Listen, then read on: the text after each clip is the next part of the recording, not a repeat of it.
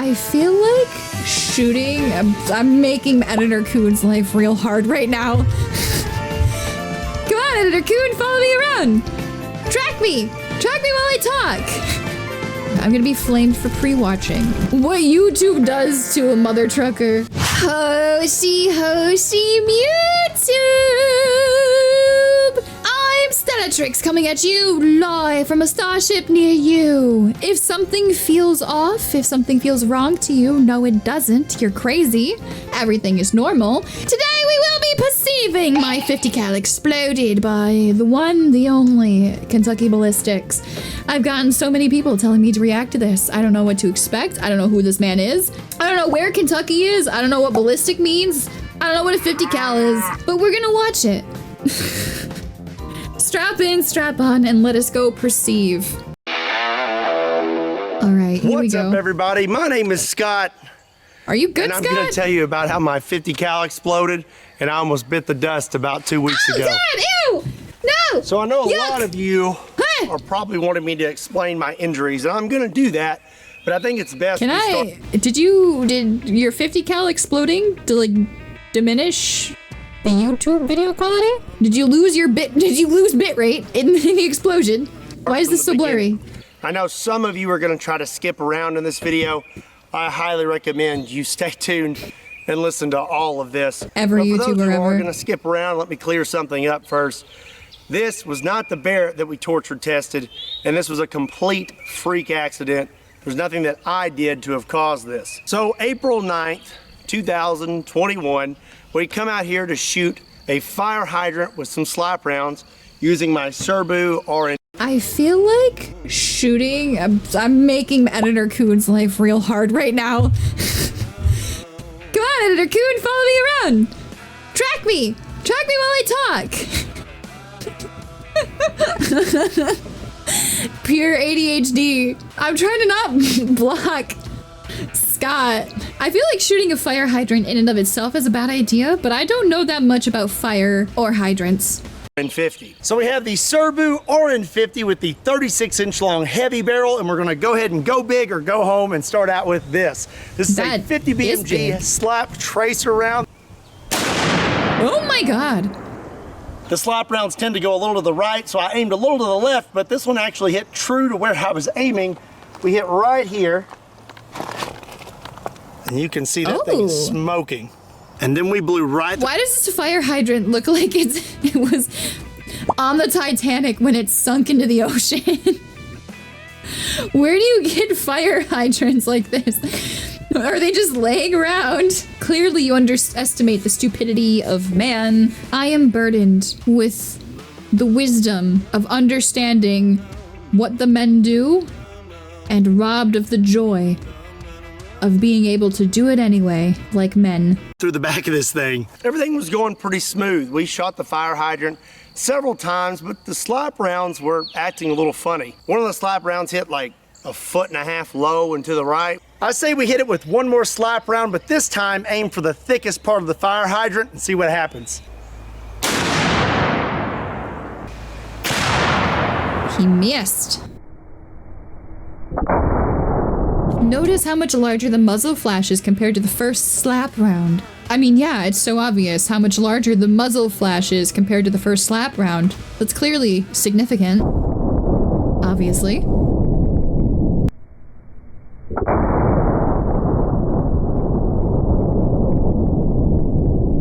The gun was functioning normally, as it always has. I've been using this gun for a long time now, and I've never had any issues out of it. So before all this happened, we took one last shot, and it was actually really, really cool.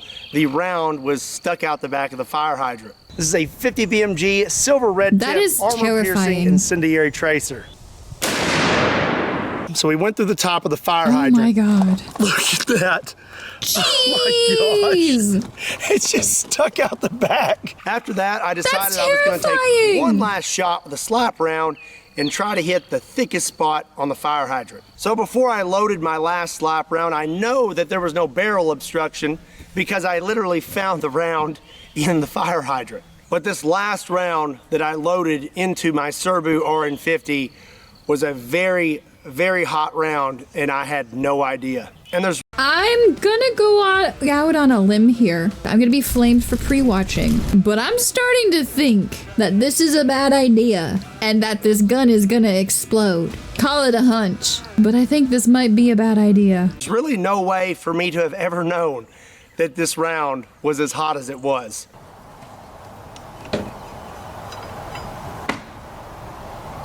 So here you can see me taking the last shell casing out, and now I'm loading Bro in just chucked the it. slap round.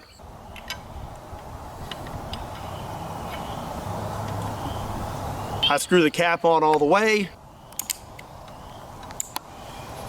and the gun closes completely, and everything is functioning as normal. And one thing is something someone may mention is maybe I didn't screw the cap on all the way. Well, you can clearly see the cap is screwed on all the way, and this gun actually will not close if the cap is not screwed on all the way. What I love about this is that he recorded the whole thing. He came in with receipts, guns blazing, pun intended, knowing that he was gonna get so many comments that were like, well, you clearly screwed this up, you clearly screwed this up, you clearly screwed that up. What YouTube does to a mother trucker. So everything was functioning good on the gun. What I didn't know was the slap round that I put inside it was extra hot, and I had no idea. And there's really no way for me to have ever known. These rounds are extremely rare, and they're very old. They're like $100 a piece. These aren't manufactured anymore, and really there's no way you can really know what's happened to them over time as they've passed hand to hand. I was under the impression that these were genuine military surplus rounds and hadn't been tampered with. So now I'm gonna... What does tampering mean in this case? Like, is somebody just sneaking in and unscrewing the bullet pieces and pouring cocaine in the bottom of the bullet? Like, what does tampering mean? Is somebody opening the candy wrappers and putting razor blades in your children's bullets? Like, what does this mean? Adding gunpowder? Why? For greater penetration. You had fun with that one, didn't you? I'm gonna actually show you what happened. It's not graphic. All the graphic stuff happened after the fact, and I'm gonna tell you all about that, but I am gonna show you what happened just so you can see what happened to me that day. I don't know if I can believe somebody with a foot-long scar on his neck, his left hand in a complete cast all the way up to his elbow, and a nose brace, that the thing that happened isn't graphic. This right here, this is already graphic. I'm already getting body horror from this.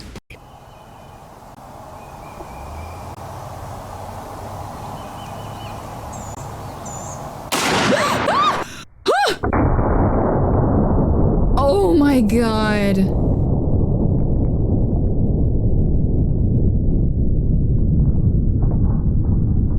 So when I pulled the trigger, oh my god, gun exploded almost immediately. So the first thing that went,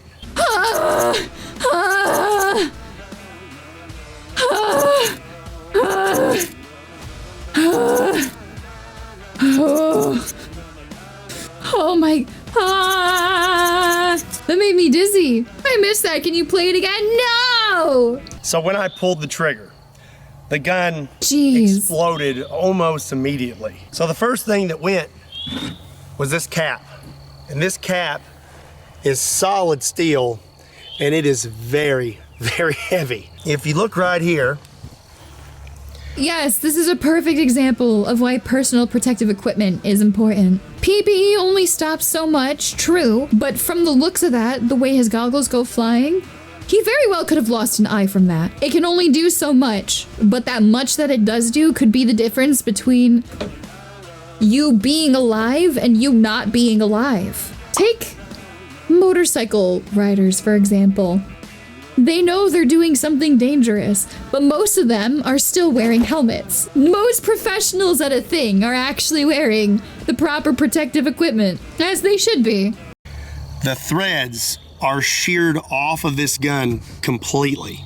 I spoke with Mark Serbu, and he said that normal pressures are 55,000 PSI.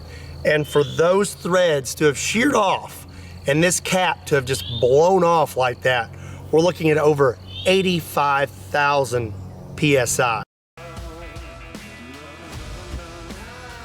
Oh my God.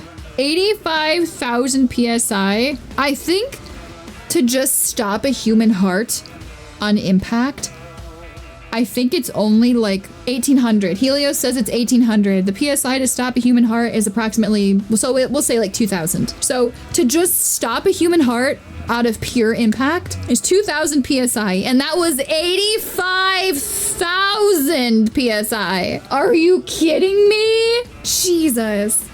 So the cap blows off. It's kind of hard to put these on because of my little nose brace. I'll explain. But safety glasses are on. And this cap, you can see this little crescent here. This cap hit me right there. I'm not really sure which way, probably more like this, but it struck me in the face.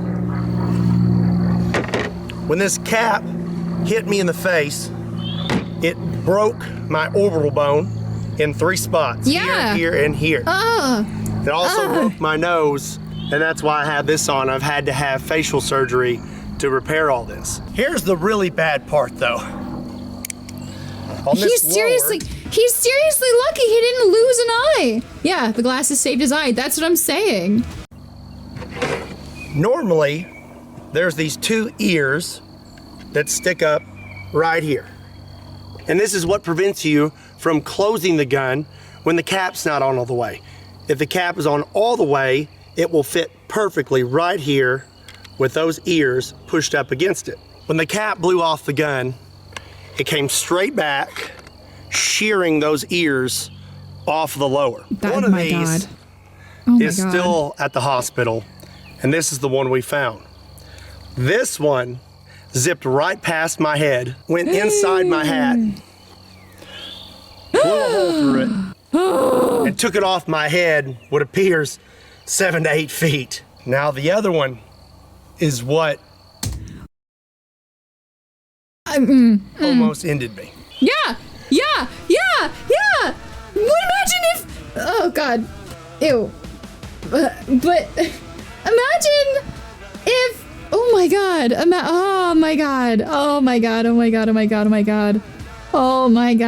combination of luck and PPE, bro. Yeah. Imagine if that first piece hadn't whizzed by his head, and imagine if it hadn't just taken off his hat. Imagine if it had taken his freaking brains with it. Holy cream puffs. Holy cow. The other ear hit me right here in the throat. It proceeded to lacerate my jugular vein and then punctured a hole in my right lung. As for my hand, my best guess is this is what did it.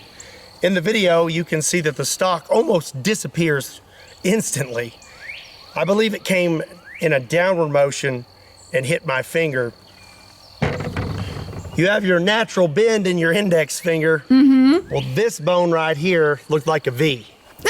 So my finger looked like a big W. So back to the lacerated jugular. I don't want to envision that. I've now been hit in the throat, and I'm not really sure what happened because when this cap hit me in the face, I went blind in my right eye instantly. I have vision coming back now, and they say my eyes should make a full recovery. But in that moment, I went completely blind in this eye. And it was like I had been punched. And I went backwards, and I landed on all 4s. A lot of you wonder who is behind the camera in my videos. This is my dad. His name is also Scott.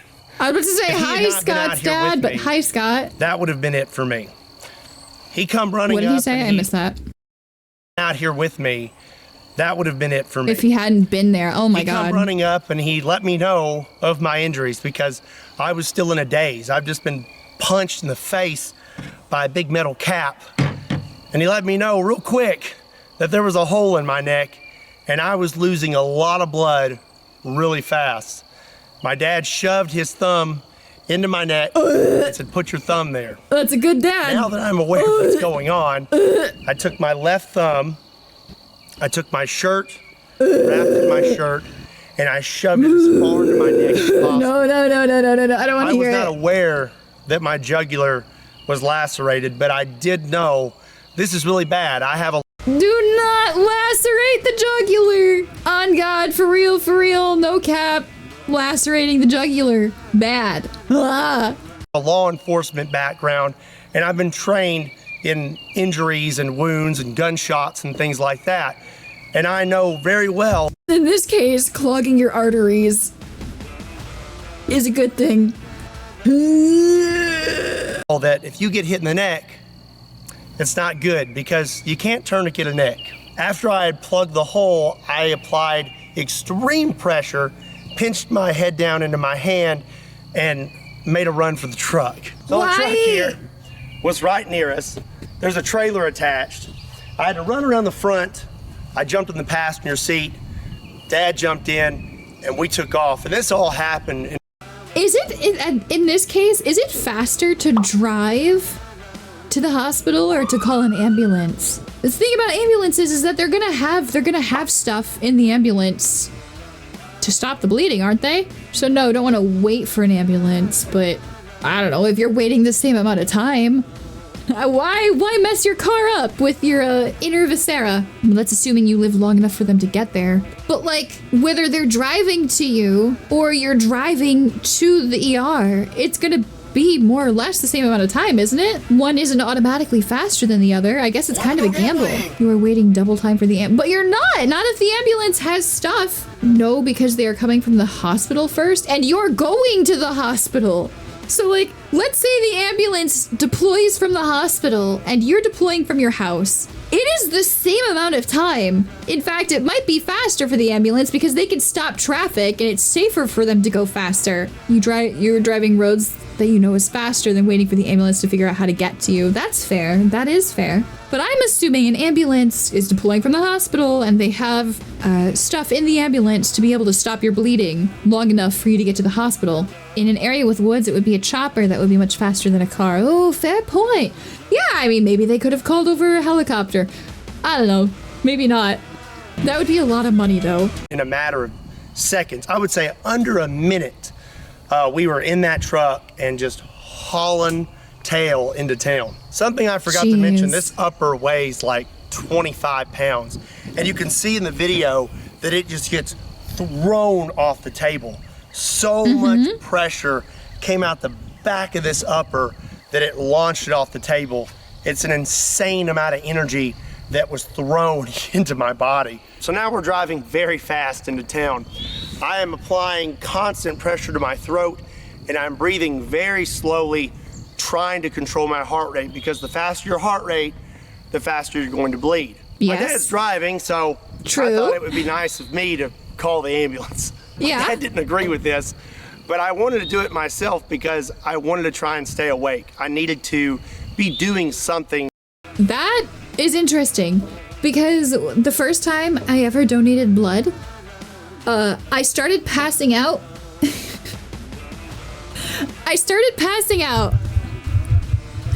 And the doctor came over and like, of course was, rustling my face around and he told me to cough, specifically to get my heart pumping. But obviously that was donating blood. I didn't have an open wound, so the bleeding had stopped. So he wasn't trying to prevent me from bleeding out. He was trying to get me to do things to increase my heart rate to get it pumping so that I wouldn't pass out from blood loss. You were donating, he's surviving. Yeah. Well, I'm not saying he did the wrong thing. I'm just saying it's very interesting that his thought process was I need to do thing to stay awake.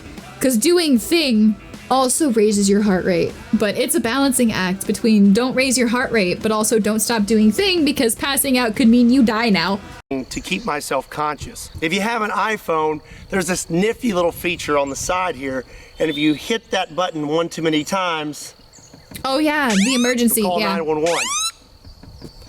This can be kind of annoying when you're trying to shut off your alarm in the morning. That happened. The first time that ever happened to me was with my my VTubing phone. I put it in the holder to start, well, VTubing. I put it in the holder to capture me, and the button was being held down, and then it started making a siren noise, and it started threatening to call 911, and That was how I learned that feature existed, and I almost died. But when there's a lot of bodily fluids on your phone and you can't open it, it comes in really handy. I got on the phone with 911 and I let them know what had happened and that we were coming into town and they were going to send an ambulance to meet us halfway. There were That's smart. several times where I thought I was going to pass out. And I knew if I passed out that was going to be it, because my dad's driving. If I pass out, who's going to keep applying pressure to my neck to keep me from bleeding out? Times like this, you really need something to focus on, and I focused on my kids. I had their faces in my brain, and I just focused on them, and I fought as hard as I could. That's I stayed really conscious cute. The entire time. We met the ambulance halfway. You can pass even before you lose too much blood, you can pass out from blood loss just because your body overcorrects with the blood. Like the blood pressure drop is so drastic so quickly that your brain just shuts you off. Got me loaded up and we took off towards the hospital. And like I said, I know that I was in a bad spot, and I don't know if you know this, but if your jugular is completely severed, you have 30 seconds. I knew that being hit in the throat, I may not have much time, but the closer we got to the hospital, the more my confidence built, and I thought, hey, maybe I'm gonna be all right. When I was in the ambulance, I asked them to cut my shirt off because I was having trouble breathing, and I thought maybe I'd been hit in the chest as well.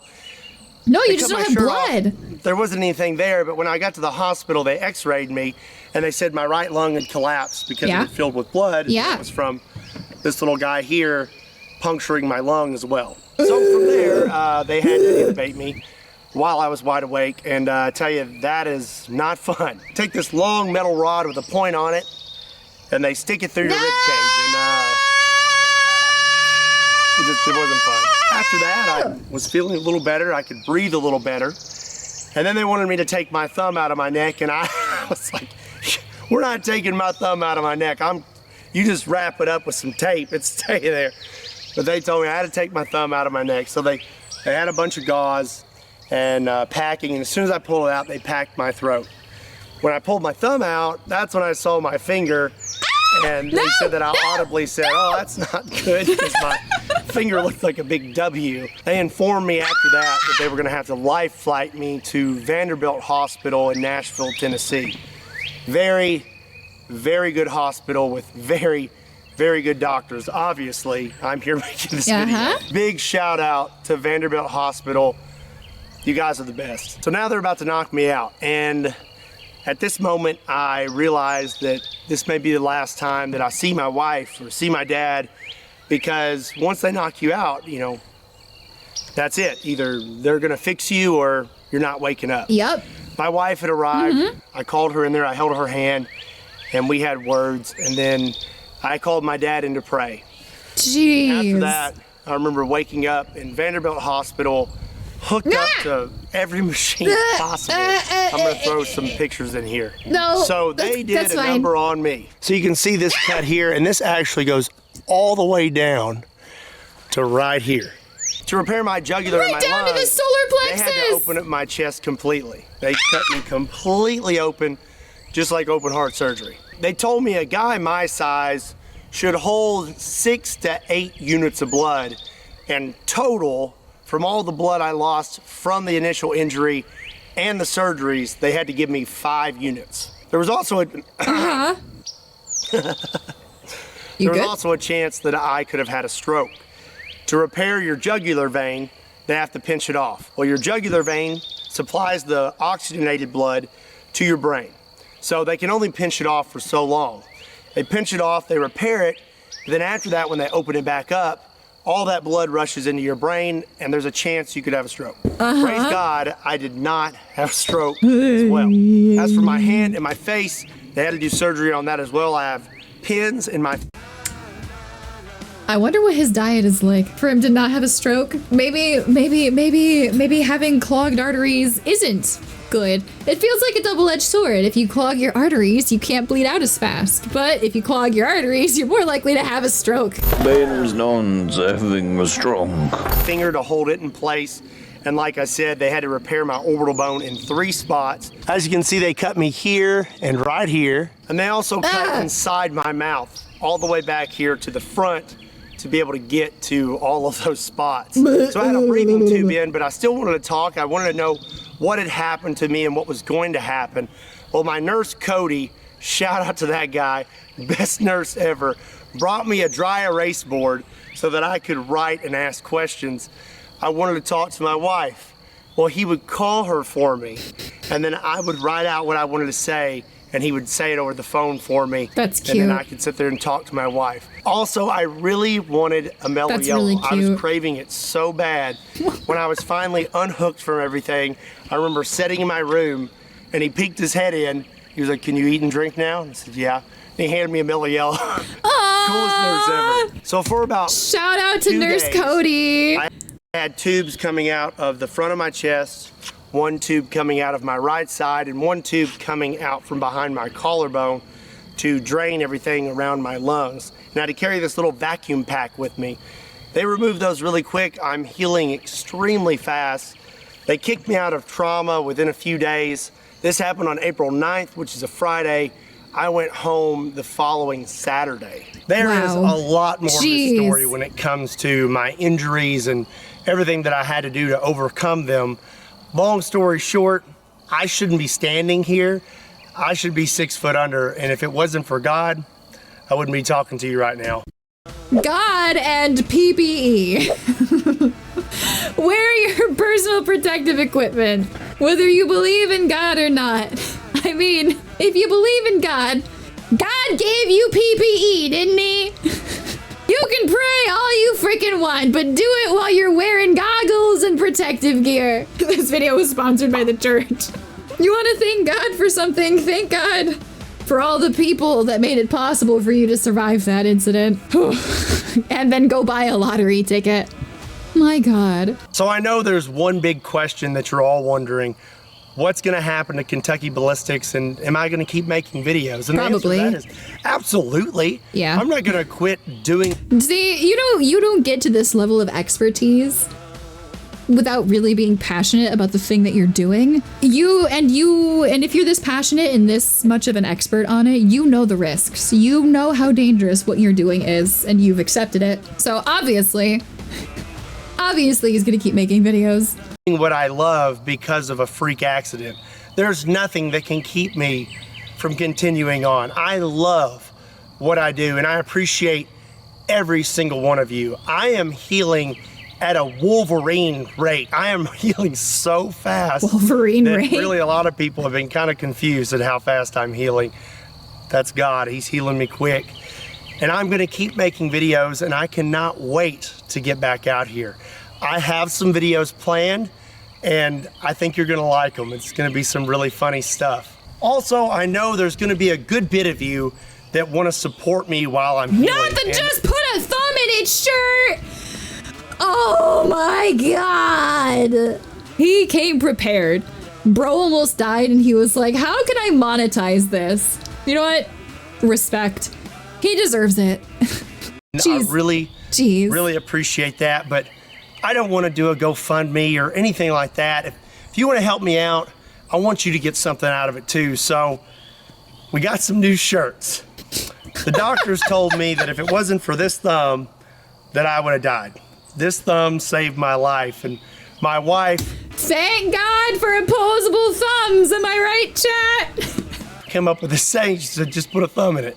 And I thought that was the funniest thing ever. So that's what we're going with. We have just put a thumb in it shirts. That's I think hilarious. These are awesome. And if you want to support me, there's a link in the description down below. They're available now. Pick you up a shirt and support Kentucky Ballistics. This is not my normal content, and definitely not what you expected me to post this week, but this is something I felt like I needed to let you know. Again, this was a complete freak accident, and there's no way I would have ever known just how hot that round was until it was too late. So like I said, I'm healing really fast, and I'm gonna be back to it as soon as possible. But in the meantime, maybe take a break for a while, yeah. For some pretty interesting videos I have planned and my update videos. Before I close this video, I just wanna say how much I appreciate every single one of you. Thank you for making what I do possible. And I know that the majority of you are going to be extremely supportive right now. The majority. I really appreciate that. Bro knows he's going to get the comment brigade on YouTube being like, you stupid idiot! You should be dead! You're dumb! Blah, blah, blah, blah.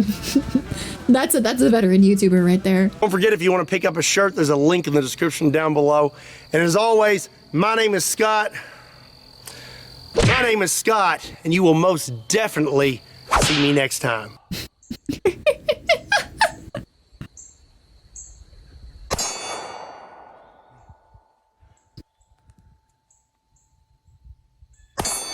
The sound of near-death experience. I love the sharp sound of near-death experiences in the morning.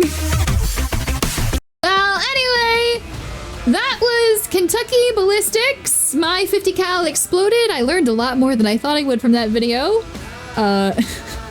Make sure you give that video a big thumbs up, and then come back and give this video a big thumbs up.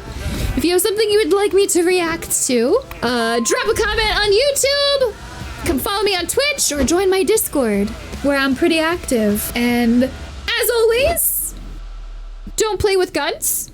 I hope you have a swelltastic day.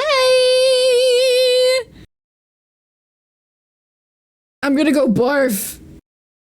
That was awful.